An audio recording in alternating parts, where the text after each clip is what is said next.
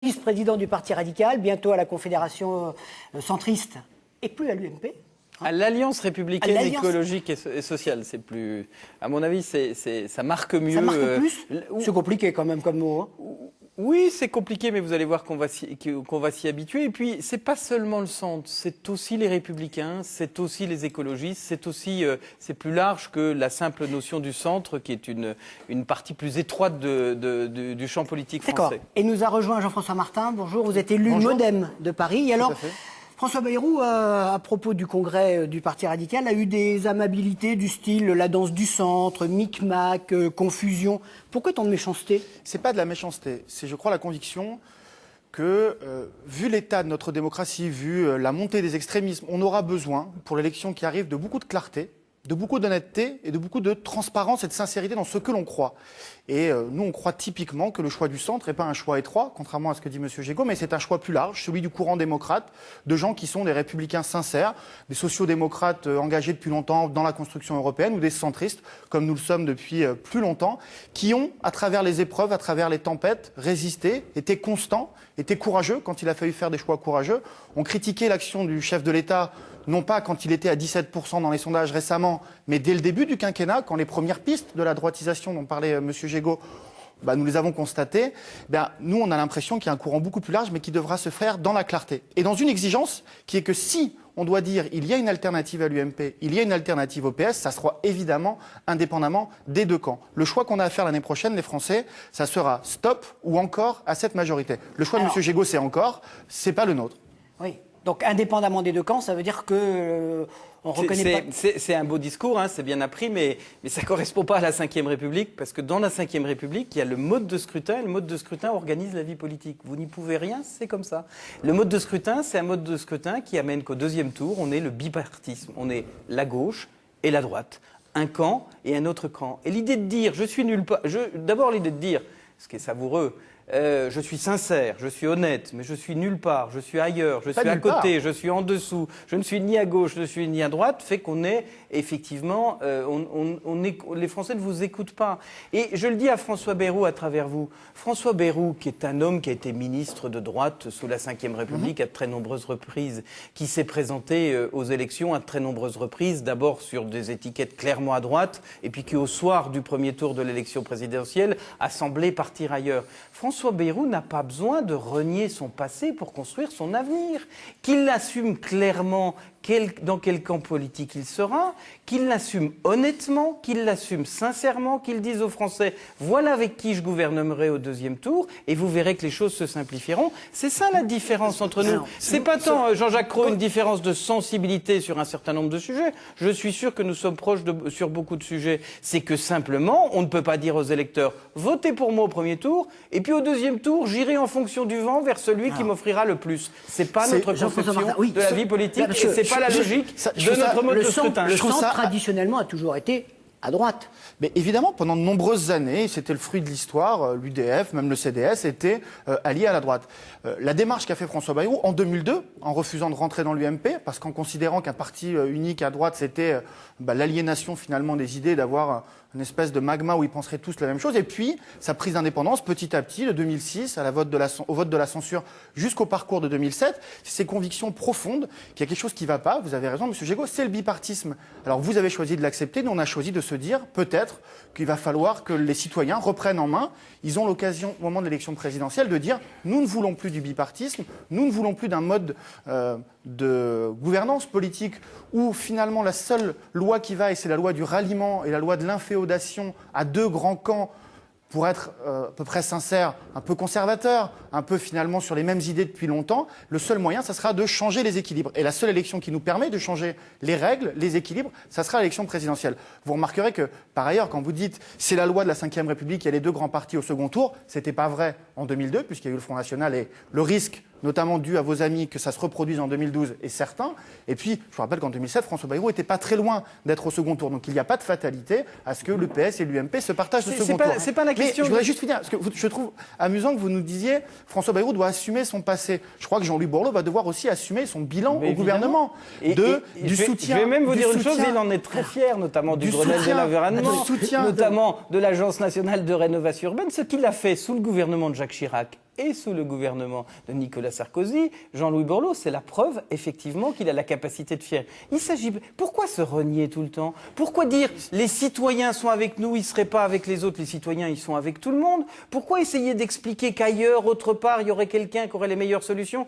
Quelqu'un qui, comme par hasard, pardon, je ne veux pas être cruel, a perdu la totalité de ses parlementaires, s'est retrouvé totalement seul avec un seul parlementaire à l'Assemblée nationale. Nous avons 3 parlementaires, 6 sénateurs. Vous savez que c'est faux ce que vous dites, monsieur Gégaud.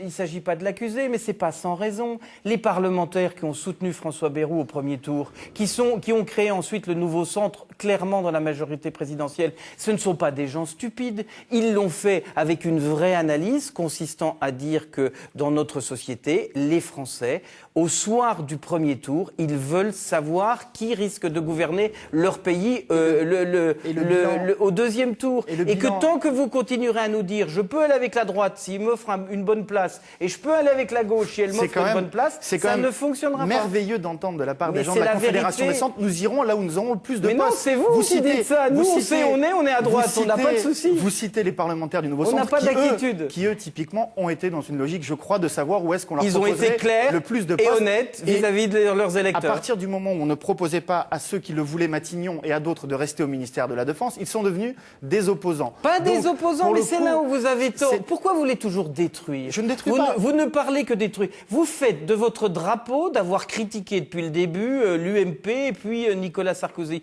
Pourquoi vous n'êtes pas le parti de la construction des idées neuves? Et vous pensez que vous pourrez le construire seul? Moi, j'ai une immense conviction en tant que radical, c'est qu'on ne fait jamais les choses tout seul. Qu'il faut toujours s'allier à d'autres, qu'il faut toujours construire ensemble, qu'il faut tout un village pour élever un enfant. C'est ça les convictions. Arrêtez de nous dire on est tout seul, il n'y a personne avec nous, on sait tout faire et on a le génie révélé et tous ceux qui nous ont abandonnés ont tort. Reprenez le chemin de la raison, inscrivez-vous à gauche ou inscrivez-vous à droite, ça c'est votre conscience profonde, mais venez travailler avec ceux qui veulent construire et arrêtons de détruire.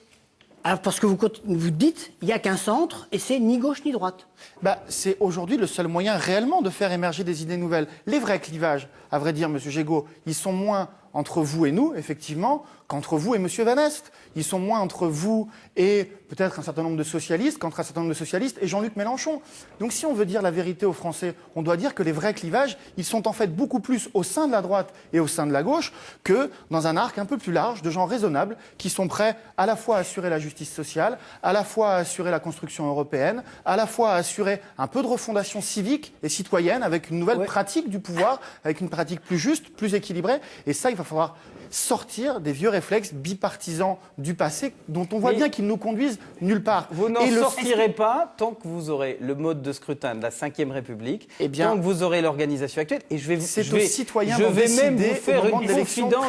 vous faire une confidence. Aux élections présidentielles, nous aurons le mode de scrutin de la Ve République que vous dénoncez.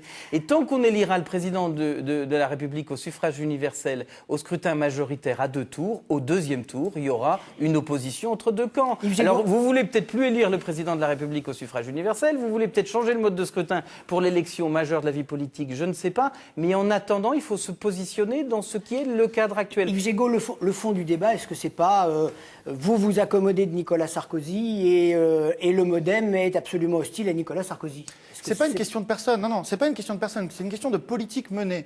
Depuis 2007, on dit qu'il faut dans ce pays un rapport au pouvoir différent, un rapport aux puissants et aux puissances d'argent qui sont différents, un rapport aux choix politiques qui ont été faits. J'entends M. Gégaud et M. Borloo appeler à faire de l'éducation un des piliers de notre société, alors même que depuis 4 ans, on voit bien que le nombre de suppressions de postes et de classes a été terrible dans l'éducation nationale depuis 4 ans. Vous courez après la critique systématique pour essayer de vous faire entendre par les Français. On a un problème de l'éducation nationale. On a réformé l'université, vous devriez vous en réjouir. Je me réjouis de la réforme de l'université. Oui, sauf qu'on a supprimé 15 000 postes. Sauf que M. Bayrou l'a critiqué à l'époque. On ne peut pas vivre en politique qu'en critiquant. Les Français qui nous écoutent, ils savent qu'on critique ceux qui sont au pouvoir ou qu'on a des différences de sensibilité. Ils sont beaucoup plus intelligents que vous ne semblez le penser pour comprendre les nuances. Mais ce qu'ils veulent, c'est quel est le projet de société ? Qu'est-ce qu'on apporte à nos familles et avec qui on va le faire ?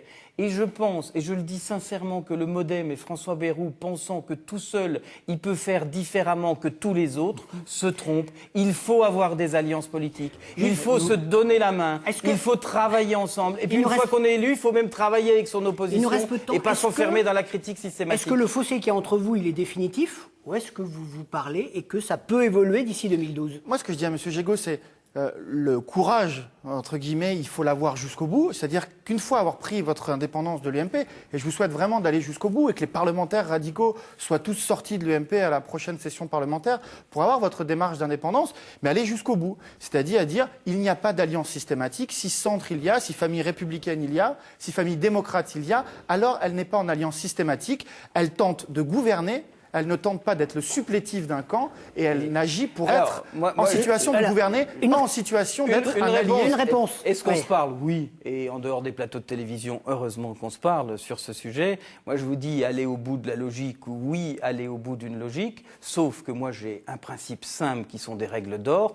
Ni socialiste, ni extrême droite. Et je n'irai jamais gouverner avec le Parti socialiste et je ne voudrais jamais m'acoquiner avec l'extrême droite. Quand vous aurez cette clarté-là, quand vous serez capable de dire ni socialiste, ni extrême droite, vous verrez qu'on va se retrouver naturellement et que naturellement, j'espère que vous viendrez aussi soutenir la démarche de Jean-Louis Borloo. Je crois que notre démarche, elle est plus claire et depuis plus longtemps. Merci d'avoir été avec nous tous les deux. Merci à vous de nous avoir suivis. La semaine prochaine, nous recevrons Marie-Christine Arnautu, la vice-présidente du Front National. À samedi prochain, à la même heure, 11h30. Bonne semaine à tous. Merci.